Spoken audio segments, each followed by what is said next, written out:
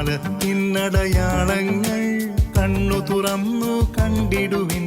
കാലം അതിനുടെ അന്ത്യത്തിൽ കർത്താവിൻ വരമാഗതമായി. നാസറെത്തും ഫാത്തിമയും മെഴുകുറിയായും ചൊല്ലുന്നു, ലോകം ഈ വിധം പോയിടി നാശത്തിൽ ചെന്നെത്തിയിടും. പിതാവും പുത്രനും പരിശുദ്ധാത്മാവുമായ ത്രിയേക ദൈവത്തിൻ്റെ അത്യുന്നത നാമത്തിന് എന്നും ആരാധനയും സ്തുതിയും പുകഴ്ചയും ഉണ്ടായിരിക്കട്ടെ. ഷെക്കീന ടിവിയുടെ പ്രിയപ്പെട്ട പ്രേക്ഷകരും പരിശുദ്ധ കന്യകാമറിയത്തിൻ്റെ വത്സല മക്കളുമായ എൻ്റെ സ്നേഹം നിറഞ്ഞ സഹോദരങ്ങളെ, മറിയം കാലത്തിൻ്റെ അടയാളം എന്ന ഈ ശുശ്രൂഷയിലേക്ക് നിങ്ങളെല്ലാവരെയും ഏറ്റവും സ്നേഹത്തോടെ സ്വാഗതം ചെയ്യുന്നു.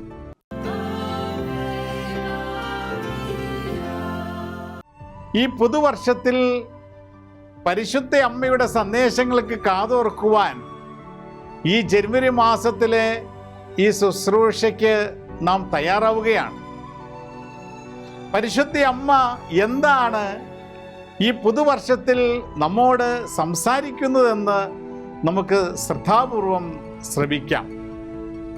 സ്നേഹമുള്ള സഹോദരങ്ങളെ, നമ്മുടെയൊക്കെ ജീവിതത്തിൽ ദൈവം ഒരു വർഷം കൂടെ നമുക്ക് നൽകിയിരിക്കുകയാണ്. ഈ ജനുവരി മാസത്തിൽ ദൈവസന്നിധിയിൽ പരിശുദ്ധ അമ്മ കാലത്തിൻ്റെ അടയാളമാണ് എന്ന് നാം തിരിച്ചറിഞ്ഞുകൊണ്ട് തമ്പുരാന്റെ സന്നിധിയിൽ ഈ കാലത്തിൻ്റെ അടയാളം ഈ പുതുവർഷത്തിൽ കൂടുതൽ മനസ്സിലാക്കുവാനായി നാം പരിശ്രമിക്കുമ്പോൾ, ഈ കാലത്ത് ദൈവം നമുക്ക് നൽകുന്ന വളരെ പ്രധാനപ്പെട്ട ഒരു സന്ദേശം പരിശുദ്ധ അമ്മയിലൂടെ നമുക്ക് ദൈവം നൽകുകയാണ്. കഞ്ചിക്കോട്ടുള്ള റാണി ചേച്ചിക്ക് പരിശുദ്ധ അമ്മ പ്രത്യക്ഷപ്പെട്ട് ഇപ്രകാരം അമ്മ പറഞ്ഞു കൊടുത്തു: മകളെ, നിങ്ങൾ ജപമാലയാകുന്ന ചങ്ങല കൊണ്ട് സാത്താനെ ബന്ധിക്കണം. ഈ പുതുവർഷത്തിൽ നമുക്ക് കിട്ടുന്ന വലിയൊരു ജ്ഞാനമാണ് പരിശുദ്ധ അമ്മ പകർന്നു തരുന്നത്. നമ്മുടെയൊക്കെ കയ്യിലിരിക്കുന്ന ജപമാല കൊണ്ട് തിന്മയുടെ ശക്തിയെ ബന്ധിക്കുവാൻ സാധിക്കുമെന്ന് പരിശുദ്ധ അമ്മ പറയുകയാണ്. നമുക്ക് ചുറ്റും, നമ്മുടെ കുടുംബങ്ങൾക്ക് ചുറ്റും, പ്രിയപ്പെട്ടവർക്ക് ചുറ്റും, സഭയ്ക്ക് ചുറ്റും സാത്താൻ കൂടുതൽ ആക്രമണങ്ങൾ അഴിച്ചുവിടുമ്പോൾ നമ്മളെല്ലാവരെയും, നമ്മുടെ ആത്മാവിനെ നിത്യ രക്ഷയിൽ നിന്ന് അടർത്തിയെടുത്ത് നിത്യനാശത്തിലെത്തിക്കുവാൻ തിന്മ ഓടി നടക്കുമ്പോൾ പരിശുദ്ധ അമ്മ പറയുകയാണ്, നിങ്ങളുടെ കയ്യിലുള്ള ജപമാല എന്ന ആയുധം കൊണ്ട്, ചങ്ങല കൊണ്ട് സാത്താനെ നിങ്ങൾക്ക് ബന്ധിക്കുവാൻ സാധിക്കും. ഇത് അമ്മ തുടരുകയാണ്, ജപമാല എന്ന ആയുധം കൊണ്ട് നിങ്ങൾ സാത്താനെ ബന്ധിച്ചാൽ പിന്നെ അവൻ ഒരിക്കലും പ്രവർത്തിക്കാനാവാത്ത വിധം അവൻ ബന്ധനസ്ഥനാകുമെന്ന് പരിശുദ്ധ ഞാൻ പറഞ്ഞു തരികയാണ്.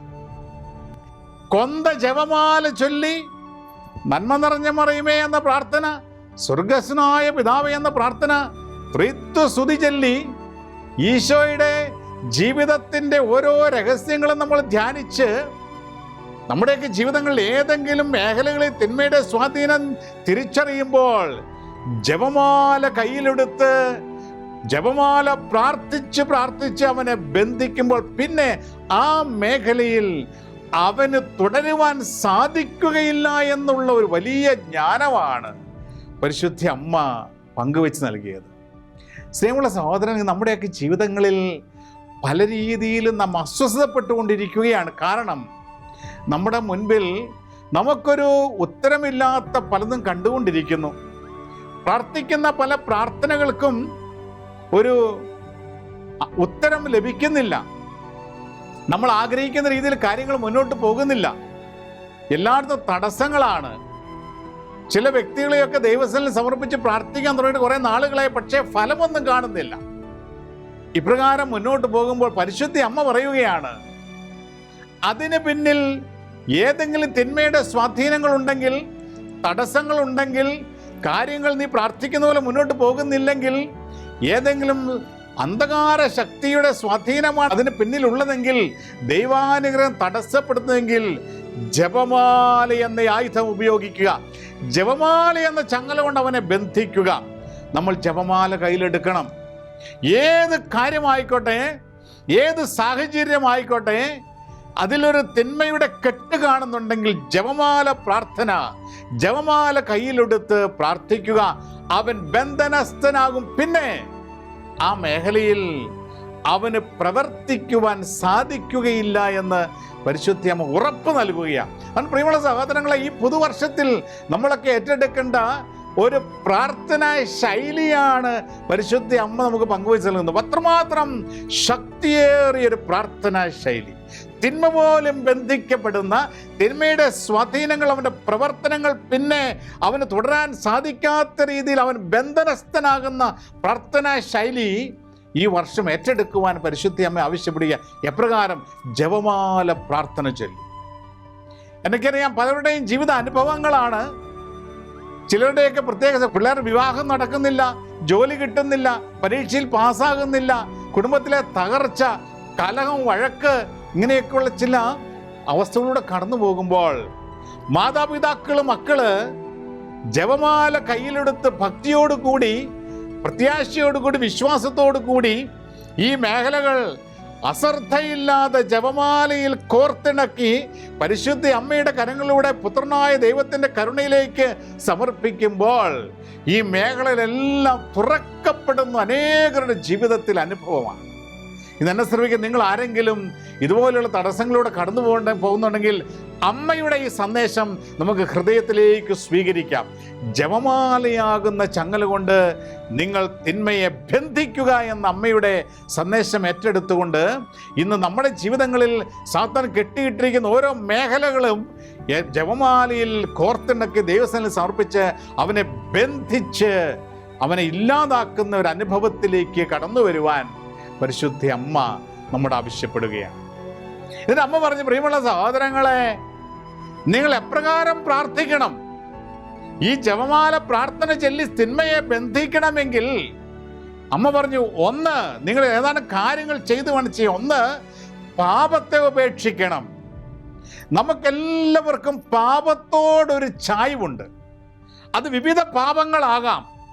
ചിലർക്ക് നുണ പറയുന്നത് കൊണ്ടാകാം, ചിലർക്ക് അസൂയോടാകാം, ചിലർക്ക് അഹങ്കാരമാകാം, ചിലർക്ക് ദേഷ്യമാകാം, ചിലർക്ക് അശുദ്ധിയോ പാപങ്ങളാകാം, ചിലർക്ക് ചില ആസക്തികളാകാം, ദ്രവ്യാഗ്രഹമാകാം, ചിലർക്ക് കോപമാകാം, ചിലർക്ക് കൊതിയാകാം, ചിലർക്ക് അനുസരണക്കേടാകാം, പല രീതിയിലുള്ള പാപങ്ങൾ.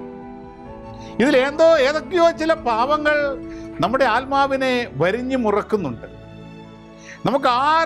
മറ്റാർക്കും അറിയാത്ത ചില രഹസ്യ പാപങ്ങൾ നമുക്ക് കാത്തുസൂക്ഷിക്കുന്നു. അതിൻ്റെ കാരണം എന്തുവാ? ചില പാപങ്ങളുടെ സുഖമാണ്. ചില പാപങ്ങൾ ആത്മാവിനെ തകർക്കുന്ന അറിയാതെ ഈ ലോകത്തിൻ്റെ, എൻ്റെ ശരീരത്തിൻ്റെ, മനസ്സിൻ്റെ ചില സുഖങ്ങൾ നൽകുന്നത് കൊണ്ട് ചില പാപങ്ങളിലേക്ക് കൂടെ കടന്നു പോകുന്ന സാഹചര്യം. അമ്മ പറയുകയാണ്, സാത്താനെ ബന്ധിക്കണമെങ്കിൽ പാവം ഉപേക്ഷിക്കണം. പാവമായൊരു കോംപ്രമൈസ് വെച്ചുകൊണ്ട് സാത്താനെ ബന്ധിക്കാൻ സാധിക്കില്ല. നമ്മളത് ഏത് ആയുധം എടുത്താലും ഞാൻ ഇന്ന് കൂടെ ചെയ്യുന്ന, ഞാൻ ഇന്ന് സഹകരിക്കുന്ന ഏത് പാവമാണോ ആ പാപത്തെയും അതിൻ്റെ സാഹചര്യങ്ങളെ ഉപേക്ഷിച്ചു വേണം ഞാൻ തിന്മയെ ബന്ധിക്കുവാൻ പരിശ്രമിക്കുവാൻ. കാരണം പാവമായി സഹകരിക്കുമ്പോൾ നാം സഹകരിക്കുന്നത് സാത്താനോടാണ്, ദൈവത്തോടല്ല. അതുകൊണ്ട് ഒന്ന്, പരിശുദ്ധ അമ്മ പറയും, മക്കളെ, നിങ്ങൾ ഏത് മേഖലയിലാണ് നിങ്ങൾക്ക് വീഴ്ച പറ്റുന്നത് എന്ന് നിങ്ങൾ കണ്ടുപിടിക്കണം. ഇന്ന് നിങ്ങൾ സാത്താൻ കഴിഞ്ഞ വർഷം മുഴുവൻ ഒരുപക്ഷെ പല അവസ്ഥകൾ നമ്മളെ കൊണ്ടിട്ട് ഒരുപാട് അസ്വസ്ഥപ്പെടുത്തിയിട്ടുണ്ടാകാം. കണ്ടുപിടിക്കുക, ഏത് മേഖലയാണ് നീ കൂടെ വീണു പോകുന്നത്. അതിനെതിരായി നീ പ്രാർത്ഥിക്കുകയും പ്രവർത്തിക്കുകയും വചനം ഉപയോഗിച്ച് തകർക്കുകയും ചെയ്യുക. എന്ന് പറയുന്ന വചനം ഉപയോഗിക്കണം. പ്രിയമുള്ള സഹോദരങ്ങളെ, നമുക്ക് ഏത് പാപത്തിലാണോ നമ്മൾ വീണു പോകുന്നത്, അതിനെതിരായിട്ടുള്ള വചനങ്ങൾ ബൈബിളിൽ കിടപ്പുണ്ട്. നമ്മൾ ഒരു പാപത്തെ എനിക്ക് അതിജീവിക്കാൻ സാധിക്കില്ലല്ലോ എന്ന് ചിന്തിക്കേണ്ട കാര്യമില്ല. പരിശുദ്ധ വചനം നമ്മെ പഠിപ്പിക്കുക, നമുക്ക് താങ്ങാനാവാത്ത പ്രലോഭനങ്ങൾ ഉണ്ടാകില്ല ഒരു വ്യക്തിയുടെ ജീവിതത്തിൽ. നമ്മൾക്ക് അതിജീവിക്കാൻ സാധിക്കാത്ത പ്രലോഭനം ഉണ്ടാകില്ല. ദൈവത്തിന് അറിയാം. ദൈവം അനുവദിക്കുന്നുണ്ടെങ്കിൽ സാത്താൻ പ്രലോഭനം കടന്നു വരുമ്പോൾ നമുക്കതിനെ വചനം കൊണ്ടും നമ്മുടെ ജീവിതത്തിൻ്റെ പുണ്യങ്ങൾ കൊണ്ടും അതിജീവിക്കാൻ സാധിക്കുന്ന രീതിയിലുള്ള പ്രലോഭനങ്ങളെ ഒരു മനുഷ്യൻ്റെ ജീവിതത്തിൽ ഉണ്ടാവുകയുള്ളൂ എന്ന് വചനത്തിലൂടെ വ്യക്തമായി നമുക്ക് പറഞ്ഞു തന്നിട്ടുണ്ട്. അതുകൊണ്ട് നമ്മൾ പ്രലോഭനങ്ങളെ ഭയക്കരുത്, വീണുപോയ വഴികളെ ഭയക്കരുത്. സാത്താനെ ബന്ധിക്കുവാൻ സാധിക്കും. ജപമാലയിൽ ബന്ധിക്കുക, വചനമെടുത്ത് പ്രാർത്ഥിക്കുക. ഇപ്പം നമുക്കൊരു പ്രത്യേക ഒരു നാവിൻ്റെ ദുരുപയോഗം നമുക്ക് പലർക്കും ഉണ്ടെന്ന് ഓർക്കുക. പലരും കുറ്റം പറയുന്ന ഒരു ശീലം ഉണ്ടെന്ന് ഓർക്കുക. നുണ പറയുന്ന ശീലം ഉണ്ടെന്ന്. നുണയൊക്കെ വലിയ തിന്മയാണ്. നമ്മൾ ഓർക്കുമ്പോൾ ഈ നുണ പറച്ചിലൊക്കെ ചെറിയ ചെറിയ നുണയില്ല. ചെറിയ നുണ വലിയ നുണയൊന്നൊന്നുമില്ല. നുണ തന്നെയാണ്. നുണ പറയുന്ന ഒരു ആത്മാവിൽ സാത്താൻ കുടിയിരിക്കും. ചെറുതും വലുതുമായ നുണകളൊന്നുമില്ല.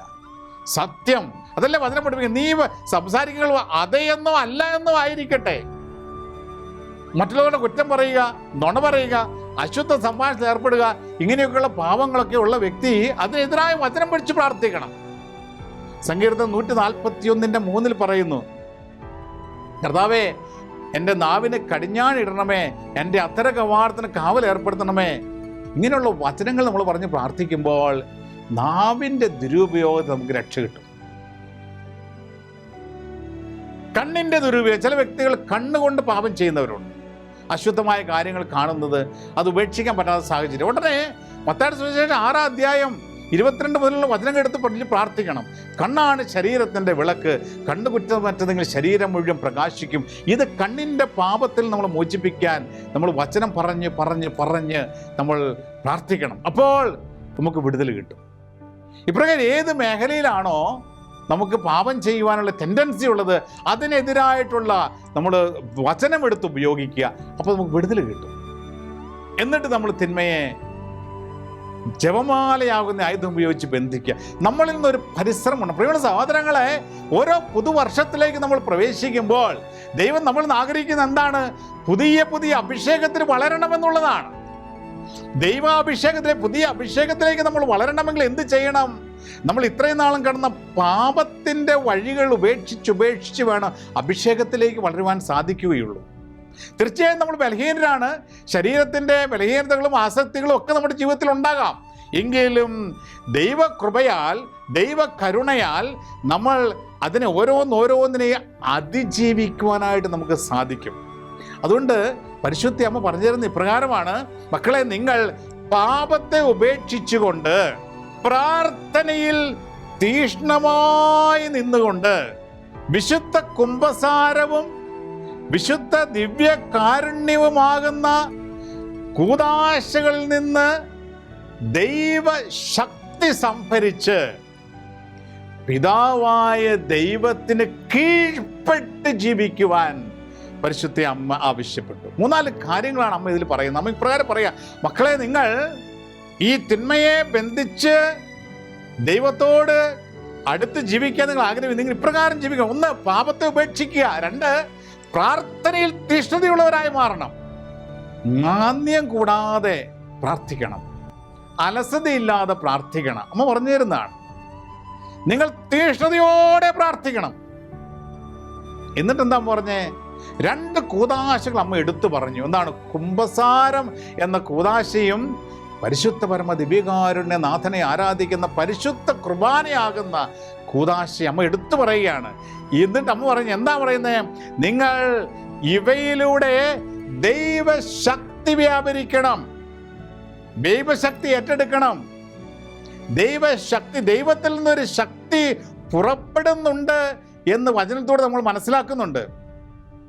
പ്രിയമുള്ള സഹോദരങ്ങളെ, ലൂക്കായുടെ സുവിശേഷത്തിന്റെ 6-ാം അധ്യായത്തിന്റെ 19-ാമത്തെ തിരുലിഖിതത്തിൽ ഈശോയിൽ നിന്ന് ശക്തി പുറപ്പെട്ട് അവിടെ വന്ന രോഗികളെയെല്ലാം സുഖപ്പെടുത്തുന്നതായിട്ട് നമ്മൾ കാണുന്നുണ്ട്. ലൂക്കായുടെ 6-ാം അധ്യായം 19-ാം വചനത്തിൽ രോഗികളെല്ലാം കൊണ്ടുവന്നപ്പോൾ വചനം പഠിപ്പിക്കുക, അവരിൽ നിന്ന് ശക്തി പുറപ്പെട്ട് അവരെല്ലാം സുഖപ്പെടുത്തി. ഈശോയിൽ നിന്ന് ശക്തി പുറപ്പെടും. ഈശോ വചനത്തിലൂടെ ആളുകളെ സുഖപ്പെടുത്തുന്നു, തൊട്ട് സുഖപ്പെടുത്തുന്നു, അവൾ നിന്നൊരു ശക്തി അയച്ച് സുഖപ്പെടുത്തുന്നു. ലൂക്കായുടെ സുവിശേഷത്തിന്റെ 8-ാം അധ്യായത്തിന്റെ 46 ഇപ്രകാരം പറഞ്ഞു തരുന്നുണ്ട്. എന്താണ്? രക്തസ്രാവക്കാരി സ്ത്രീ ഈശോയെ തൊട്ടപ്പോൾ ഈശോയിൽ നിന്ന് ശക്തി പുറപ്പെട്ട് അവളെ സുഖപ്പെടുത്തി. ഈശോ, ആരാണ് എന്നെ സ്പർശിച്ചത്? എന്നിൽ നിന്ന് ശക്തി പുറപ്പെട്ടത് ഞാൻ അറിയുന്നു.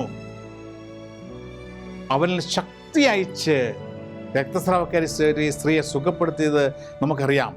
ഈശോയിൽ നിന്ന് ശക്തി അയക്കും. മർക്കോസിന്റെ സുവിശേഷത്തിന്റെ 5-ാം അധ്യായത്തിന്റെ 30-ാം തിരുലിഖിതം, മർക്കോസ് 5:30, രക്തസ്രാവക്കാരി സ്ത്രീയുടെ അവസ്ഥ വീണ്ടും ഈശോ പറഞ്ഞു തരികയാണ്. അവനിൽ നിന്ന് ശക്തി പുറപ്പെട്ട് അവൾ അവന്റെ വസ്ത്രത്തിന്റെ വിളിമ്പിൽ സ്പർശിച്ചപ്പോൾ അവളെ സുഖപ്പെടുത്തി. പ്രിയമുള്ള സഹോദരങ്ങളെ, നമ്മൾ ജീവിക്കുന്ന മനുഷ്യരായ നമ്മൾ ജീവൻ നൽകിയ തമ്പുരാനിൽ ആശ്രയിച്ച് വിശ്വസിച്ച് അവന്റെ ശക്തിക്ക് വേണ്ടി പ്രാർത്ഥിക്കുമ്പോൾ ദൈവം ശക്തി അയക്കും. ദൈവത്തിന്റെ ശക്തി അയച്ച് അനേകരെ സുഖപ്പെടുത്തി എന്ന് വചനം പഠിപ്പിക്കുമ്പോൾ രക്തസ്രാവക്കാരി ആഗ്രഹത്തോടെ വലിയ വിശ്വാസത്തോടെ അവന്റെ വസ്ത്രത്തിന്റെ വിളുമ്പിൽ തൊട്ടപ്പോൾ അവൻ അറിയാതെ തന്നെ അവന്റെ ശക്തി പുറണ്ട്. അവൻ ചോദിക്കും, ആരാണ് എന്നെ സ്പർശിച്ചത്? അവളുടെ വിശ്വാസത്തിൽ കർത്താവ് അറിഞ്ഞുകൊണ്ടൊന്നുമല്ല ശക്തി പുറപ്പെട്ടു വെച്ചത്. അവൾ വിശ്വസിച്ച് അവനെ തൊട്ടപ്പോൾ ദൈവശക്തി അവളിലേക്ക് വ്യാപിച്ചു. അത് കർത്താവ് തിരിച്ചറിഞ്ഞു. എന്നിട്ട് ചോദിച്ചു, ആരാ എന്നെ സ്പർശിച്ചു? എന്നിൽ നിന്ന് ശക്തി പുറപ്പെട്ടത് ഞാൻ മനസ്സിലാക്കുന്നു. സഹോദരങ്ങളെ, പരിശുദ്ധ പരമ ദിവികാരണനാഥന്റെ സന്നിധിയിൽ ഇരിക്കുമ്പോൾ ഇതാണ് സംഭവിക്കുന്നത്. പ്രാർത്ഥിച്ച് നേടിയെടുക്കണം. അതുകൊണ്ടാണ് അമ്മ ഈ 2 കൂദാശകൾ പ്രത്യേകം എടുത്തു പറഞ്ഞു തരുന്നത്. കുംഭസാരം എന്ന കൂദാശ. എന്തുകൊണ്ടാണ് കുംഭസാരം എന്ന കൂദാശ? കുംഭസാരം എന്ന കൂദാശയിൽ നമ്മുടെ പാപങ്ങൾ ഏറ്റുപറഞ്ഞ് വിശുദ്ധീകരിക്കപ്പെട്ട് കഴിഞ്ഞിട്ട് വേണം ദിവ്യകാരണ ശക്തി സ്വീകരിക്കുവാൻ. പാപമുള്ള വ്യക്തിയിലേക്ക് ദൈവശക്തി കടന്നു വരാൻ സാധിക്കില്ല. അതുകൊണ്ട് എത്ര ഗൗരവമായി എടുക്കേണ്ട കുംഭസാരം എന്ന കൂദാശ ആദ്യം അവൻ പറഞ്ഞിട്ട് പറയുകയാണ്, നിങ്ങൾ കുംഭസാരം എന്ന കൂദാശയിലൂടെയും ദിവ്യകാരുണ്യത്തിലൂടെയും ദൈവശക്തി സ്വീകരിച്ച് പിതാവായ ദൈവത്തിന് കീഴ്പ്പെട്ട് ജീവിക്കുക എന്ന്. പിതാവായ ദൈവത്തിന് കീഴ്പ്പെട്ട് ജീവിക്കുക. പ്രിയമുള്ള സഹോദരങ്ങൾ, നമ്മൾ ഈ 2026 നമുക്ക് ഒരൊറ്റ ലക്ഷ്യമേ ഉള്ളൂ. പിതാവായ ദൈവത്തിന് കീഴ്പ്പെട്ട് ജീവിക്കുക. പിതാവായ ദൈവത്തെ പ്രീതിപ്പെടുത്തിക്കൊണ്ട് ജീവിക്കുക. പിതാവായ ദൈവം എൻ്റെ ജീവിതത്തിൻ്റെ ഓരോ നിമിഷങ്ങളിലും മഹത്വപ്പെടുക. അപ്പം പറഞ്ഞു, നിങ്ങൾ പാപപേക്ഷിച്ച് തീക്ഷ്ണമായി പ്രാർത്ഥിച്ച് വിശുദ്ധ കുംഭസാരം എന്ന കൂദാശയിലൂടെയും വിശുദ്ധ കുർബാനയിലൂടെയും ദൈവശക്തി സ്വീകരിച്ച് പിതാവായ ദൈവത്തിന് കീഴ്പ്പെട്ട് ജീവിക്കുന്ന ഒരു മകനായി മകളായി മാറുമ്പോൾ തിന്മ പിന്നെ നിന്നെ അസ്വസ്ഥപ്പെടുത്തില്ല. ദേവപിതാവിൻ്റെ കരുണയുള്ള കരങ്ങളിൽ നാം സുരക്ഷിതരായിരിക്കും. കാരണം നമ്മൾ കീഴ്പ്പെടുന്നത് പിതാവായ ദൈവത്തിനാണ്. പ്രിയമുള്ള സഹോദരങ്ങളെ, നമ്മൾ അനുദിനം പലർക്കും കീഴ്പ്പെട്ടാണ് ജീവിക്കുന്നത്. നമ്മൾ ഓരോ ദിവസവും നമ്മൾ വിചിന്തനം ചെയ്യണം. കിടക്കുന്നതിന് മുമ്പ് ആലോചിച്ചോ, ഇന്ന് ആർക്ക് കീഴ്പ്പെട്ടാണ് ഞാൻ ജീവിച്ചത്? ചിലപ്പോൾ എൻ്റെ ശരീരത്തിന് കീഴ്പ്പെട്ട് ജീവിക്കുന്ന സാഹചര്യങ്ങളുണ്ട്. ശരീരത്തിൻ്റെ ആസക്തികൾ അതിന് വിട്ടുകൊടുത്ത് കിടക്കാൻ പോകുന്ന നമുക്ക് ആ ദിവസം മുഴുവൻ ശരീരത്തിന് കീഴ്പ്പെട്ട് ജീവിച്ചൊരു ദിവസമായിരുന്നു. പിന്നെ നമ്മൾ ചിന്തിക്കുന്ന എൻ്റെ മനസ്സിൻ്റെ ചില ആഗ്രഹങ്ങൾക്ക് കീഴ്പ്പെട്ട് ജീവിച്ച ദിവസങ്ങളുണ്ടാകാം. മനസ്സ് അത് ചോദിച്ചു ഇത് ചോദിച്ചു, അങ്ങനെ മനസ്സിനെ തൃപ്തിപ്പെടുത്തുവാൻ അതിന് കീഴ്പ്പെട്ട് ജീവിച്ചൊരു ദിവസമാകാം. ചില കൂട്ടുകാർക്ക് കീഴ്പ്പെട്ട് ജീവിച്ച ദിവസമാകാം. പലരുടെയും ജീവിതത്തിൽ വ്യക്തിപരമായ തീരുമാനങ്ങൾ എടുക്കാൻ പറ്റുന്നില്ല. പ്രത്യേകിച്ച് ഒരുപാട് പല യുവജനങ്ങൾക്ക് കൂട്ടുകാരെന്ത് പറയുന്നു അതാണ് സുവിശേഷം. വ്യക്തിപരമായ തീരുമാനങ്ങളോ നിലപാടുകളൊന്നുമില്ല. ആ വ്യക്തി ഇങ്ങോട്ട് പറഞ്ഞു, ഈ വ്യക്തി പറഞ്ഞു, ഇവരൊക്കെ ചില കാര്യങ്ങളുണ്ട്.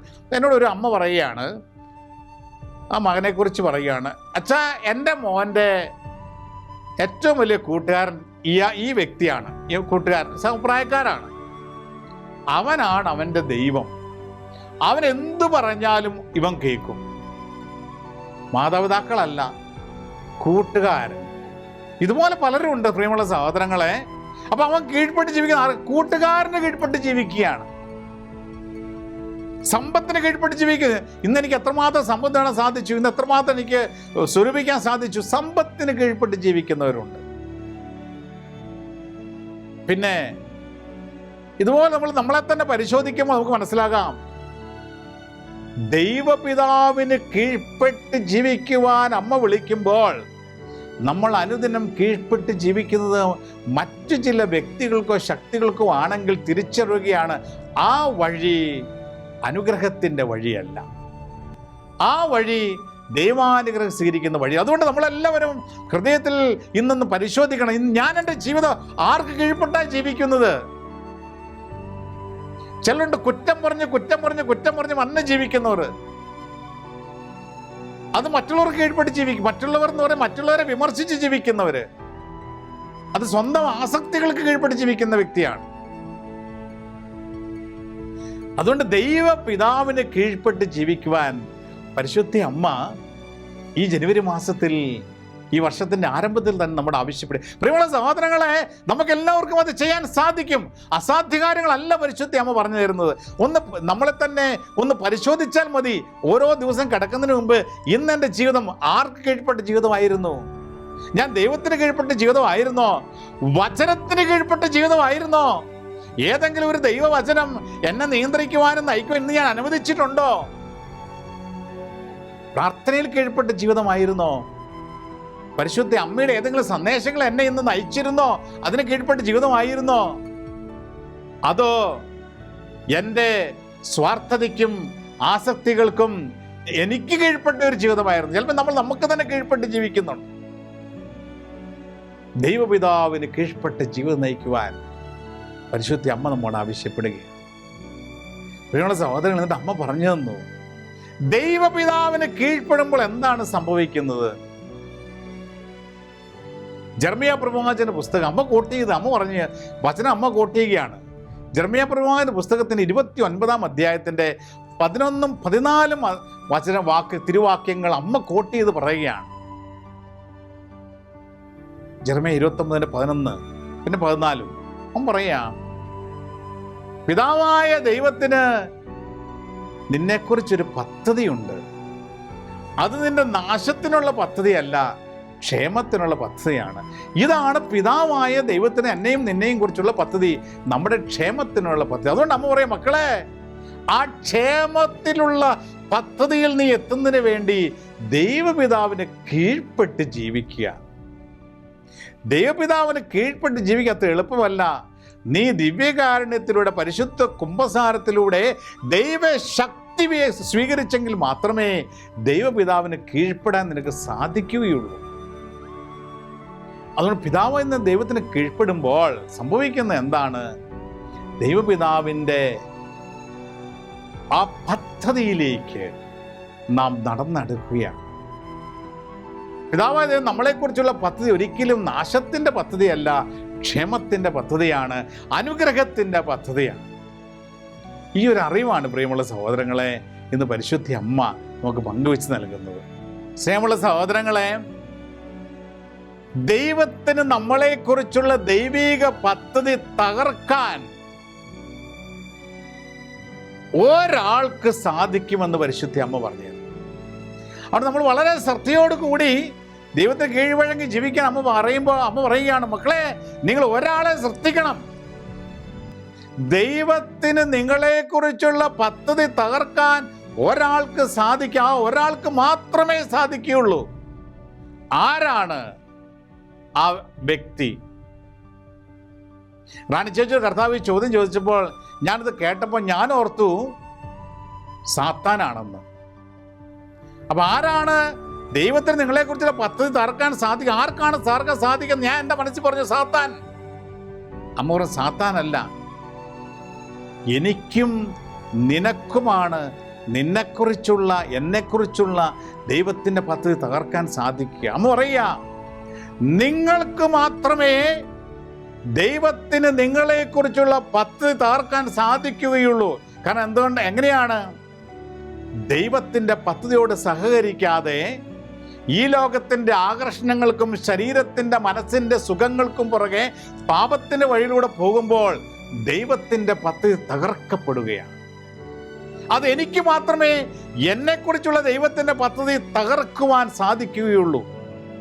നിനക്ക് മാത്രമേ നിന്നെക്കുറിച്ചുള്ള ദൈവത്തിൻ്റെ പദ്ധതി തകർക്കുവാൻ സാധിക്കുകയുള്ളൂ. പ്രിയമുള്ള സഹോദരങ്ങളെ, ഇത് തിരിച്ചറിവ്. അമ്മ പറയുക, ദൈവത്തിൻ്റെ പദ്ധതി എനിക്കും നിനക്കും മാത്രം തകർക്കാൻ സാധിക്കുള്ളൂ. നമ്മളെക്കുറിച്ചുള്ള ക്ഷേമത്തിൻ്റെ പദ്ധതി ദൈവം ക്രമീകരിക്കുമ്പോൾ ഈ ലോകത്തിൻ്റെ സുഖങ്ങൾക്ക് പുറമെ പാപത്തിൻ്റെ സുഖങ്ങൾക്ക് പുറകെ പോയി അത് തകർക്കുന്ന, പരാജയപ്പെടുന്ന ഒരു മനുഷ്യനായി നീ മാറരുത്. ബലം പ്രയോഗിച്ച് നീ ദൈവരാജ്യം സ്വന്തമാക്കണമെന്ന് പരിശുദ്ധ അമ്മ ആവർത്തിക്കുകയാണ്. ബലം പ്രയോഗിക്കണം. കാരണം നമ്മൾ ആഗ്രഹിക്കുന്നത്, ജീവിക്കുന്നത്, പരിശ്രമിക്കുന്നത് അത് വലിയൊരു നിധിക്ക് വേണ്ടിയാണ്. ദൈവത്തോട് ചേർന്നിരിക്കുവാൻ, ദൈവത്തിൻ്റെ പദ്ധതിക്ക് കീഴ്വഴങ്ങുവാൻ, ദൈവത്തിൻ്റെ പദ്ധതിയോട് നമ്മളെ തന്നെ ചേർത്ത് നിർത്തുവാൻ. ദൈവത്തിൻ്റെ പദ്ധതിക്ക് കീഴ്വഴങ്ങി ജീവിക്കുമ്പോൾ ചില സഹനങ്ങളിലൂടെ കടന്നു പോകും. അപ്പം പരിശുദ്ധ അമ്മ പലപ്പോഴും നമുക്ക് പറഞ്ഞിട്ടുണ്ട്, മക്കളെ, അത് നിന്നെ കൊണ്ടാകുന്ന വേദനകളൊക്കെ ഈശോയുടെ സ്നേഹത്തെപ്പുറം നീ കാഴ്ചവെക്കണം. ഇപ്പൊ റാണി ചേച്ചി ചിലർക്കൊക്കെ ഇങ്ങനെ പറഞ്ഞു കൊടുക്കും, മകളെ, ഇത് ഈശോ നിന്നെ സ്നേഹിക്കുന്നതുകൊണ്ടാണ് ഈ സഹനങ്ങളൊക്കെ ഉണ്ടാകുന്നത്, ഇത് നീ കാഴ്ചവെക്കണം. അപ്പൊ ഒരു വ്യക്തി റാണി ചേച്ചിയോട് ചോദിച്ചു, എത്രമാത്രം സഹിക്കണം ഈശോയെ ഒന്ന് സ്നേഹിക്കാൻ? ഇത്രയൊക്കെ സഹിച്ചാൽ പോരാ ഈശോയെ സ്നേഹിക്കാൻ? റാണി ചേച്ചിയും മനസ്സിലും ചിന്തിച്ചിട്ടുണ്ട്, ദൈവമേ, ഇത്രമാത്രം സഹനങ്ങൾ വേണോ നിന്നെ സ്നേഹിക്കാൻ? ഈ കാര്യം പരിശുദ്ധ അമ്മയോട് ചെന്ന് ചോദിച്ചു. റാണി ചേച്ചി, അമ്മേ, ഈശോയെ ഇനി എന്തര കൂടെ ഞാൻ സഹിക്കണം ഈശോയെ സ്നേഹിക്കാൻ? മടുത്തു പോകുന്നു. അപ്പം അമ്മ പറഞ്ഞു, ഈശോയെ സ്നേഹിക്കാൻ ഒരൊറ്റ അളവുകോലേ ഉള്ളൂ. ഈശോയെ സ്നേഹിക്കാൻ ഒരൊറ്റ അളവേ ഉള്ളൂ, ഒരളവുകോലേ ഉള്ളൂ. എന്താണ് ആ അളവുകോൽ? അമ്മ പറഞ്ഞു കൊടുത്തു, അളവില്ലാതെ സ്നേഹിക്കുക, അത് മാത്രം. ഈശോയെ സ്നേഹിക്കാനുള്ള ഏക അളവുകോലാണ് അളവില്ലാതെ സ്നേഹിക്കുക. എന്ത് സഹനം വന്നാലും, എന്ത് വേദന വന്നാലും, എന്ത് ദുരിതം വന്നാലും ഈശോയുടെ കുരിശോട് ചേർത്ത് വയ്ക്കുക. വഴി പറയാതെ അളവില്ലാതെ സ്നേഹിക്കുക. അപ്പോൾ നിന്റെ സഹനങ്ങളിൽ ദൈവം മഹത്വപ്പെടുകയും, ദൈവം മഹത്വപ്പെടുന്ന ഒരു ദിവസമുണ്ട്, ആ ദിവസത്തിൽ നീ അത്യധികം സന്തോഷിക്കുകയും ചെയ്യും എന്ന് പരിശുദ്ധ അമ്മ നമുക്ക് പങ്കുവെക്കുമ്പോൾ പത്രോസ്ലീഹായുടെ ലേഖനത്തിൽ രേഖപ്പെടുത്തിയിരിക്കുക അതുതന്നെയാണ്. നിങ്ങളെ പരിശോധിക്കാൻ അഗ്നി പരീക്ഷകൾ ഉണ്ടാകുമ്പോൾ അപ്രതീക്ഷിതം എന്തോ സംഭവിച്ചെന്നാൽ പരിഭ്രമിപ്പിക്കരുത്. ഈശോയുടെ പീഡാസനത്തോട് ചേർന്നുള്ള നിനക്കൊരു അവസരം ലഭിച്ചതിനെ ഓർത്ത് നീ സന്തോഷിക്കുക. അവന്റെ മഹത്വം വെളിപ്പെടുമ്പോൾ നീ അത്യധികം ആഹ്ലാദിക്കും. അതുകൊണ്ട് പ്രിയമുള്ള സഹോദരങ്ങളെ, നമ്മൾ ദൈവപിതാവിൻ്റെ പദ്ധതി കീഴ്പ്പെട്ട് ജീവിക്കുമ്പോൾ പല രീതിയിലും അത് തകർക്കുവാൻ തിന്മ പ്രലോഭനങ്ങളുമായി കടന്നു വരുമ്പോൾ, സഹനങ്ങളായി കടന്നു വരുമ്പോൾ, രോഗങ്ങളായി കടന്നു വരുമ്പോൾ, തകർച്ചയായി കടന്നു വരുമ്പോൾ തളരരുത്. അപ്പൊ തകർക്കാൻ കൂട്ടുനിൽക്കരുത്. ഈശോയെ അളവില്ലാതെ സ്നേഹിക്കുക, എല്ലാ ഈശോയുടെ കുരിശോട് ചേർത്ത് വയ്ക്കുക. അപ്പോൾ അവന്റെ മഹത്വം നിന്റെ ജീവിതത്തിൽ, എൻ്റെ ജീവിതത്തിൽ വെളിപ്പെടുന്ന ഒരു ദിവസം വരും. ആ ദിവസം നമ്മൾ അത്യധികം സന്തോഷിക്കും. ആമേൻ. അതിനുവേണ്ടി നമുക്ക് പ്രാർത്ഥിക്കാം. പരിശുദ്ധ അമ്മയോട് ചേർന്ന് പ്രാർത്ഥിക്കാം.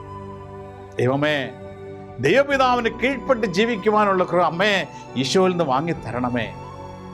ദൈവപദ്ധതി, എന്നെക്കുറിച്ചുള്ള പദ്ധതി തകർക്കുവാൻ പല പ്രലോഭനങ്ങളും ഉണ്ടാകുമ്പോൾ അവസാനം വരെ പിടിച്ചു നിൽക്കുവാൻ, ഈശോയെ അളവില്ലാതെ സ്നേഹിക്കുവാനുള്ള കൃപ, എൻ്റെ എല്ലാ ജീവിതത്തിൻ്റെ തലങ്ങളും സഹനങ്ങളും ഈശോയുടെ കുരിശോട് ചേർത്ത് വെച്ച് ദൈവം മഹത്വപ്പെടുന്നതിന് വേണ്ടി എൻ്റെ ജീവിതം കർത്താവിന് സമർപ്പിക്കുവാനുള്ള ഒരു ധൈര്യവും ബലവും നമുക്ക് ഈ വർഷത്തിൻ്റെ ആരംഭത്തിൽ തന്നെ പ്രാർത്ഥിച്ച് നേടിയെടുക്കാം.